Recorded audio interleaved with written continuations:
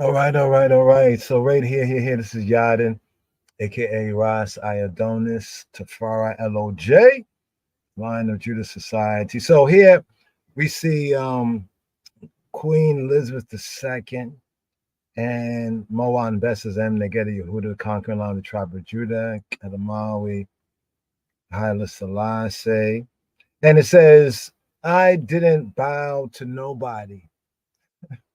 Must admit, at first I didn't even want to say this. When I saw this, I said, "Oh, these people being slick," because we caught some videos and there's some pages out there that's like fact check.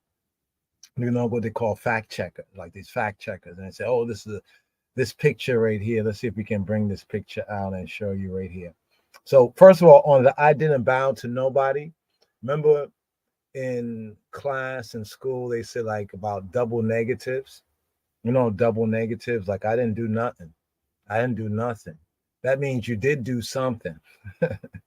I didn't bow to nobody, which means that you did bow to somebody or you did bow to someone, right? And so the big controversy is concerning this right here. Let's see if we have this right here. It's actually, this is a part of the picture right here. This picture here on the side right here where the arrow is. Let's move this over right here. Now some say that that man, the one bowing right there, that is what was it? Is he Prince Philip or whatever? Yeah, right. Philip, yeah, Prince Philip. Both of them Motu. You know, and this is supposed to be Queen Elizabeth. So there's some fact checkers out there which basically says this is not Queen Elizabeth. They say she's not wearing her tiara and she don't bow to nobody because it's, in the British, monarchical system, so forth and so on.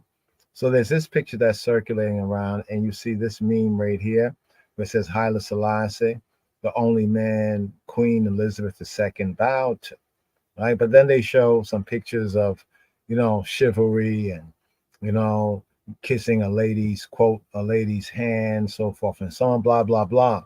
But here I'm going to show you that she did bow, and she did bow to Kedamawi Haile Selassie. You say, what? This picture here, let's go down here. Let's go right here. Right? Yeah, those of you with eyes to see will see it. Let's see. Where's that particular picture? There's this picture here. Right. That's the picture we showed you there. I want to get a fuller of it. Oh, there we go, right there. Here we go. Here we go. Can you see this well? Let's go to the top. Now, this is a Getty picture, one of those Getty pictures, And kudos to those of y'all who have even bought some of the Getty pictures. Hail up to Sister Kim, K Paso, yeah, because then you basically can get the full picture and you can share it with others and the rest of us can get it. So maybe if we all kind of like, get some of these rare pictures, then we kind of, can get them into circulation again. But Ethiopia essay, Haile Selassie. Here says Ethiopia essay, Haile Selassie with his wife greeting guests, Ethiopia 1955. Now, in another video out there, do I have that video? But I don't want to, the copyright and all that, so forth and so on. But for educational purposes, fair use. They said in that actually the person is somebody named Alfred Einstein. Einstein. And then I was thinking, who's Alfred Einstein? So another one seeking to say, well, this is not Queen Elizabeth here, right here. This is not Queen Elizabeth here. You see right there? They say, well, that's not Queen Elizabeth and that's not Prince Philip. I must admit, when some ones and ones, even from the community, where the Rastafari community was saying that, hey, this is Prince Philip, it really didn't look like Prince Philip. You just from my own perspective, but it was these ones, whoever they were. But then some other people say, hey, that's Queen Elizabeth and that's Prince Philip. So here's where that particular how can we say rumor, so to speak, became a trending subject matter. And there's a lot of different ones. Now they have these ones saying fake. They put a stamp on saying fake. It's not Queen Elizabeth. It's not Prince Philip. But one video said it's actually Albert Einstein. But then I noticed this. That's why I saved this one here. Let me zoom in. It's not so clear, but let's get it as clear as possible. Where you can see it's in 1955, and the photo is by Alfred Einstein. Einstein. Alfred Einstein. Right? And it says the Life Picture Collection via Getty Images.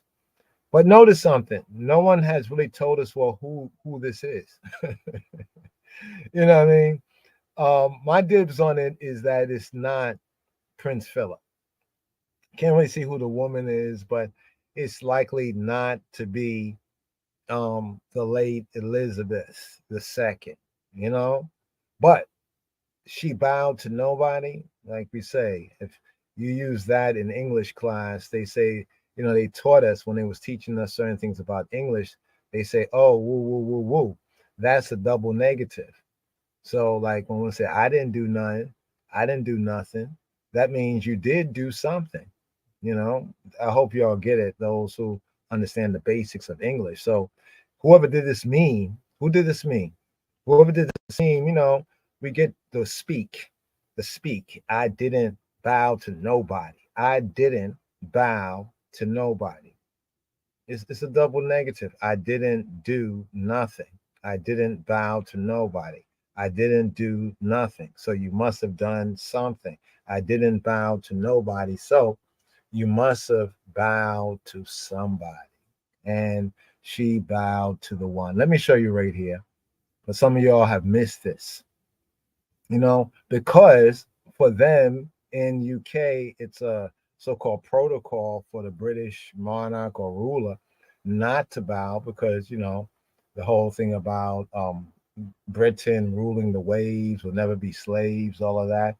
Now, there was the only African king who refused to bow to Queen Elizabeth and his particular story. Check it out. Some people have put out some good YouTubes about that. So here we have this particular Queen Elizabeth and the King of Kings right here. But now note this right here. Do you see this right here? This is not as clear as we would like it right here. You see this right here? Let's see if we can get this a little clearer. Okay. Okay. This is much, much clearer right here. Do you see this? Now, obviously, the person we have in the front, the man standing across from the King of Kings, the man in black, right, is Prince Philip. You can clearly see he is bowing, showing that deference and honor. But let's zoom in a little bit more right here. Is that the queen bowing her head as well? That's how a lady bows her head, right? Lady bows her head, right? Like she bows. They say, well, she only bows to God. Well, maybe she bows when she's in church or when she was in church or whatnot like that. But it's clear with her husband bowing, note this, she is bowing as well. They both are bowing. You can clearly see His Majesty is standing upright. His head is not bowed. You can clearly see Queen Elizabeth II. Her head is bowed. Let's zoom in a little bit more. So you can see, look at the bowing heads. There are two heads, one, the nominal head of state, Queen Elizabeth II, and the other one, you know, the head in that marriage, as it were, Prince Philip. So Prince Philip was, you know, her husband, you know, but he is bowing. And curiously enough, she is bowing too. Obviously, this is a curious picture, you know, and it's like right there in front of us. You can see it right there in front of us that she is, you know, she is bowing. Well, you can see that he is bowing, right? But you can also see that she is bowing. It's almost like because he is bowing, she is bowing at the same time. It is very, very clear. So some say, no, she's just looking down. Looking down at what? Looking down at you know, the hand grip. You see the shibboleth? Anybody see the shibboleth? You know, because that's what Prince Philip was under. Haile Selassie was no Freemason. Let's point it out. Haile Selassie was no Freemason. You see, they stole a lot of things and perverted a lot of things to other nations, especially European nations. And then they make it seem like, well, something like they take the natural resources and then manufacture something and then sell it back to the people that own natural resources or something like that. But it's clear that he is bowing and she is bowing. So to those people who say, well, Queen Elizabeth, she's not really bowing here. They'll say, well, she's not really bowing. She's looking down. She's just, well, her neck is tired. It's a neck tired right there. They know they're being filmed. They know there's photographs right there. And notice that here in this building or structure seems to be like away from some of the main action. We've seen some of the other pictures that seem to correspond with this particular event. And then we have this right here, right? Let's see if we have, okay, and the Empress Menin, right? Queen of Queens. Let's see if we have, this is this picture here, not so clear, but what's clear is that she is bowing, right? So because her husband is bowing, she is bowing. So when you see things like I didn't bow to nobody, if you recall, that's not really traditional good English. Traditional good English is I didn't bow to anyone, right? But here, I didn't bow to nobody. I didn't do nothing. That means you must have done something. So there is what we call a sneak bow. It was a sneak bow because of the protocol of the UK. They got to keep the they got to keep the people happy and content. But this picture right here, I do agree that someone's and ones have kind of jumped out there and have maintained that this is Queen Elizabeth and Prince Philip. Others say that it's somebody named Alfred Einstein, but it's not Alfred Einstein. I think of that guy's video. He had lie, lie, lie, lie, lie, lie, lie, lie, lie. It's a lie, lie, lie. The photo was taken by Albert Einstein, right? And the man in the picture, we still don't know. If anybody knows who is actually, I think by this time somebody should have found out, well, who is this? If it's not Queen Elizabeth and Prince Philip, which I didn't think before it was, but I was kind of shocked to see how many ones and ones picked up on that, because to a casual eye, it would seem so, right? But if you need to see the picture of them, I say them, the husband and the wife bowing, we'll show you over here. Here we go one more time. All right. So this right here, right, is correct, what's being said here. But this right there, the arrow pointing to that woman, for all intents and purposes, is not the Queen of England. She does wear the tiara. The man there at this particular time, he has too much how can you say, seeming white hair to be Prince Philip around 1955, So that's that. But here, for the bowing picture, once again, let's show this one right here, the bowing picture. Here we go. So we say that she didn't bow to nobody, but she did bow to someone. And that someone is the conquering line of the tribe of Judah. Right? The root of David, Kamari Haile Selassie, King of Kings of Ethiopia. Yes, yes, yes. She bowed. Oh, yes, she bowed. Them bow, them bow, them bow, them bow. Look at them bow. Not just she, but them bow. Right? I guess if you bow the husband, you bow the wife too. So, all right. So this part has to be a video in and of itself. We was noticing with the handshake, right? The handshake of Prince Philip, and certain ones with His Majesty. There's a verse that says, like, though hand join in hand. How that verse go again? Let's see right here. Hand join in hand. Let's see if we can bring up that verse right here.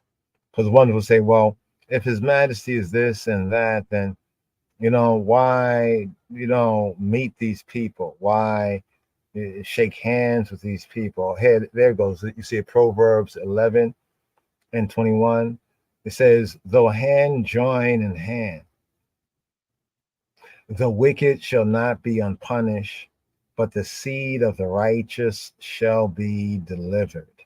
So here the Hebrew, yad liyad, yad the hand, liyad. So like a handshake, yad liyad, yad hand liyad, lo yinakeh, lo yinakeh ra, lo yinakeh, not yinakeh like free, not free or not innocent, ara, like the evil, the harmful, the bad man, the bad individual.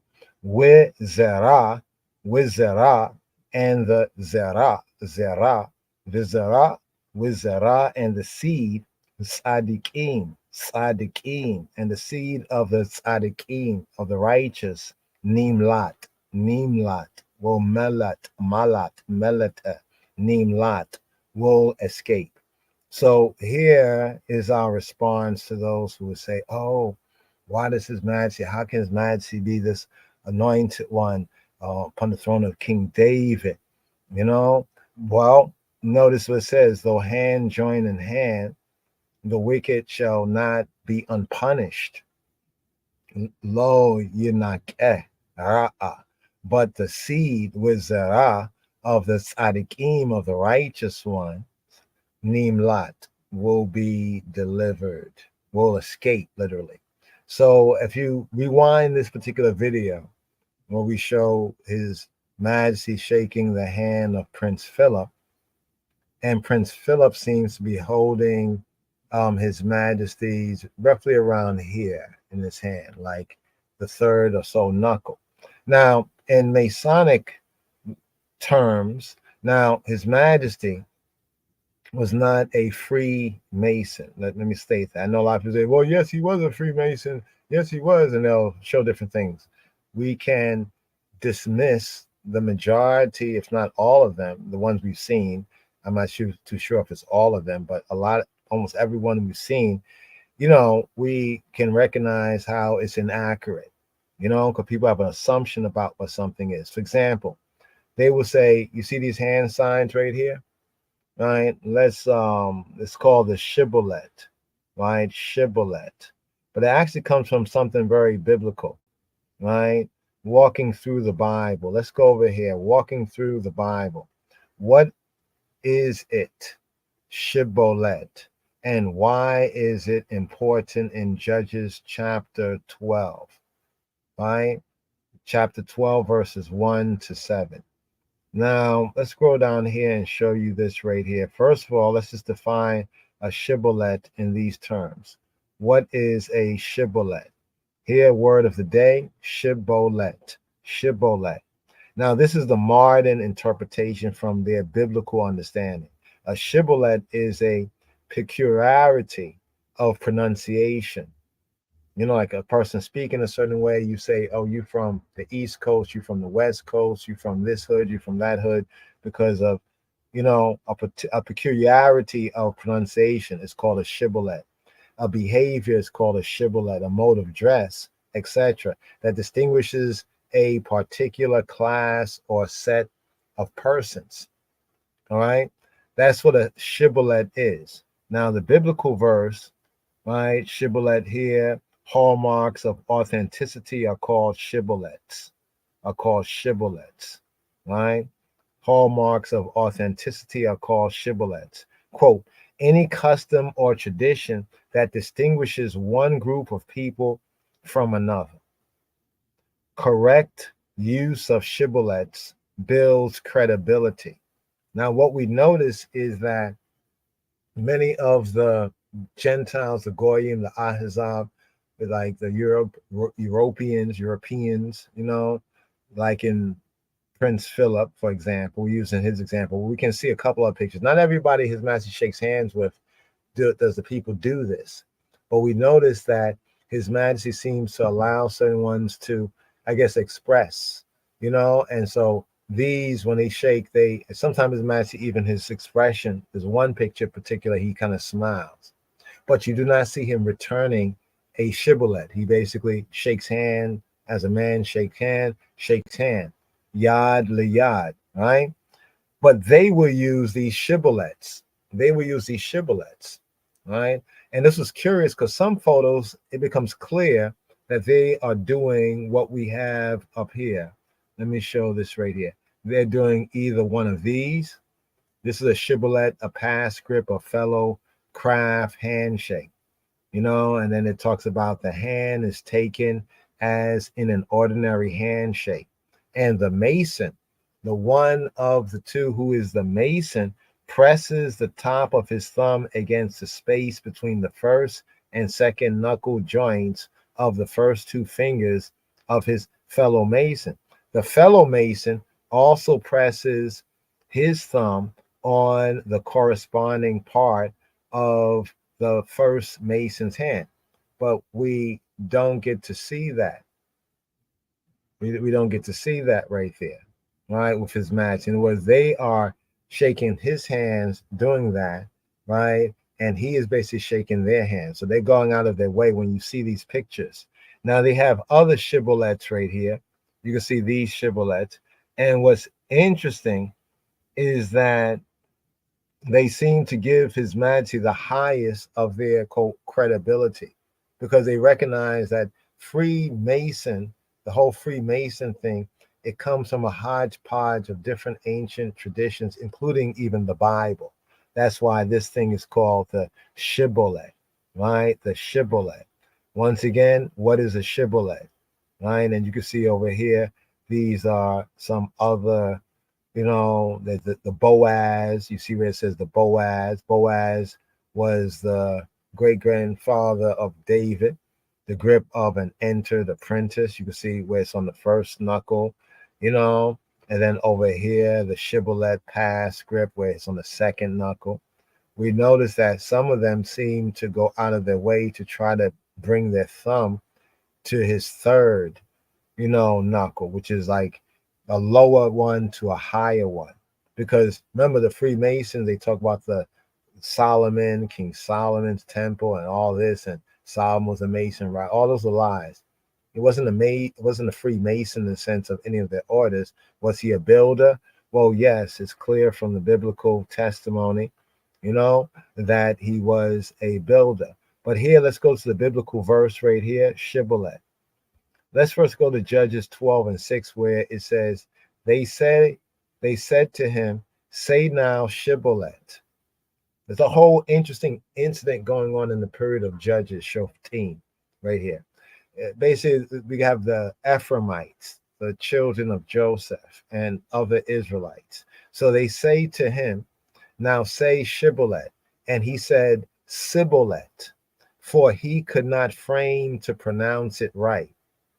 Like in some languages, some people in the culture would say shibboleth, while this one could not frame his mouth correct to say shibboleth, to syllabate the S, shibboleth. Instead, he would say sibboleth. Almost like somebody has a lisp. It's hard for them to shibboleth. They might say sibboleth. So the children of Ephraim, they could not say it because Ephraim was, remember Joseph, he had married a Mitzrayim woman, Asenat, her name in the name of one of their Netaret, their goddesses. But he married a woman of Mitzrayim, a woman of the Tawi, the two lands called ancient Egypt. And so therefore, some would say that what you have is like a half tribe, in a sense, their children, a half tribe, part, you could say Israelite and part ancient Egyptian. Some say this might be the reason why in this narrative here, it says they want to distinguish who was an Ephraimite. And they recognized there was a difference in the speech, that these people from over there spoke like almost a country or city, what have you. So they said to him, say shibboleth. And he said sibboleth, for he could not frame it right. Then they took. Well, the full is because he could not pronounce the word correctly. they seized him and killed him at the fords of the Jordan. 42,000 Ephraimites were killed at that time. So this was a way that the other Israelites distinguished between who was a Israelite who spoke, you could say, who spoke the Ivrit or the Yehudit, and who kind of spoke it with a half tongue. And this is very interesting here because when we get into shibboleth, sibboleth, like shibboleth refers, if we correct, to the water, like the water flowing, the water fords, and sibboleth refers to the grain, to show that even a distinction in Hebrew is significant. There's a distinction in Hebrew that is very significant. Um, let's see if we can just bring this out right here. They said to him, please say shibboleth. If he said sibboleth, because he could not pronounce it correctly, they seized him and killed him at the fords of the Jordan. So at that time, 42,000 Ephraimites were killed. Is that the same number right there? 42? Yeah, 42,000 Ephraimites were killed. Let's just do this here before we close out right here, because it's that whole hand sign thing we notice when certain ones, usually Europeans of some quote high station, this is part of their protocol, right? And we notice that His Majesty often has a kind of a humorous face, almost like, yeah, I see you. Judges 12:6. Then said they to him, say now shibboleth. So shibboleth is from shibol. Shibol means flowing stream. A secondary sense of shibol and shibolet means ear of grain, the head of grain, as growing like a cluster of grain. But the root sense of shibolet from shibol means a stream as flowing, shibol, and it's from shobel. The root is shobel, which means like a flowing skirt, a flowing train. It's the idea of flow, right? A flow, right? Like a lady's train that's trailing after her, or even with Yahuwah in the vision of Yeshayahu of Isaiah, he saw the Lord in his temple and the train, like his garment, like the skirt, when it's like the skirt of the garments, so to speak. So he said it as Sibboleth. Look at Sibboleth, the H5451. Sibboleth directly has one main meaning: the ear of grain or wheat. The ear of grain or wheat is a sibol, ear of grain, right? And it comes from shebol, not shobel, but shebol. And shebol, right, means flowing stream. So it's a little nuance in words that they use to kind of weed out, so to speak, the Ephraimite right there. And then, as you already know, they took him and slew him at the passages, the Ma'abar, right, of the Yarden, the Jordan, and 42,000 Ephraimites were slain at that time. Even the number 42, if we would go on, is quite significant. The number 42, seeing that they were half Mitzri, half Kemetic or Kemitiu, so to speak. The number 42 does have a significance in some ways. But anyway, here, this is the Shebo. Once again, high vocabulary word of the day, Shebo. Right? No, you, second person plural, y'all. Shebo. No, you, second person plural. You in the second person plural is y'all. Right? This actually comes from a Bible story. Right? In Judges 12, the Gileadites want to commit, they say, a genocide against the Ephraimites who tried to conceal their identity, but they cannot pronounce the sh sound. They can't pronounce the sh sound. So the Gileadites force people to say the Semitic word shibboleth. But check this out. The Gileadites or the Ephraimites are actually descendants of Joseph, a Shemitic speaker, and Asenat, their mother, a Hamitic speaker. Camo, Afro Shemitic, all right? But I guess the blend may not have been very well blended then. But it says, so the Gileadites forced people, well, actually the Ephraimites, who they recognize are half tribes, so the mother tongue, forced people to say the Shemitic word shibboleth, which the Ephraimites pronounce as Sibboleth, giving them away. 42,000 of them are thus, it says, massacred. So what's a shibboleth?